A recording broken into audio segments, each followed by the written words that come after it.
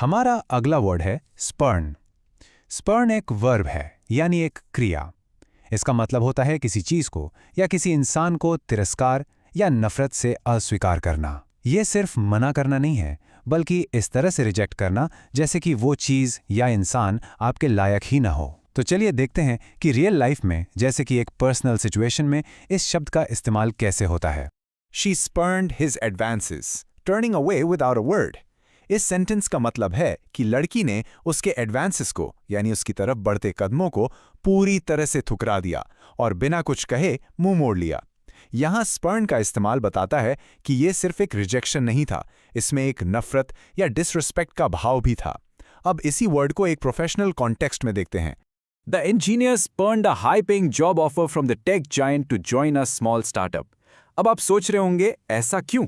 शायद उस इंजीनियर के लिए उसके पर्सनल वैल्यूज या एम्बिशन उस बड़ी कंपनी के हाई पेइंग जॉब से कहीं ज्यादा मायने रखते थे।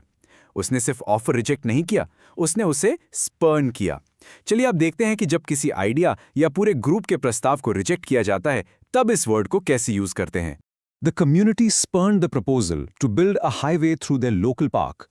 यहाँ इसका मतलब है कि पूरी कम्युनिटी ने उस प्रस्ताव को सख्ती से नकार दिया जिसमें उनके पार्क के बीच से हाईवे बनाने की बात थी।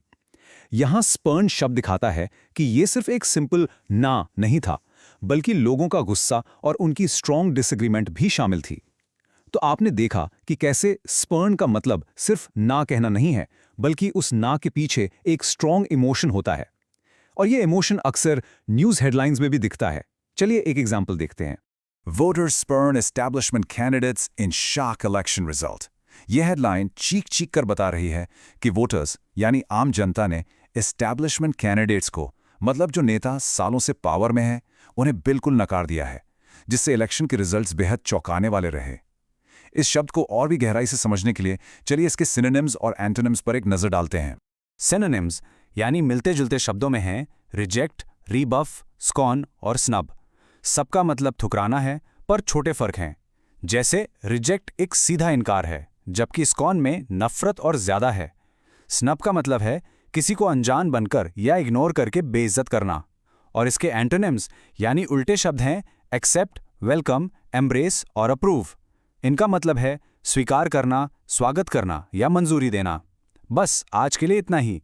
मिलते हैं नेक्स्ट वीडियो में। Happy learning, bye bye.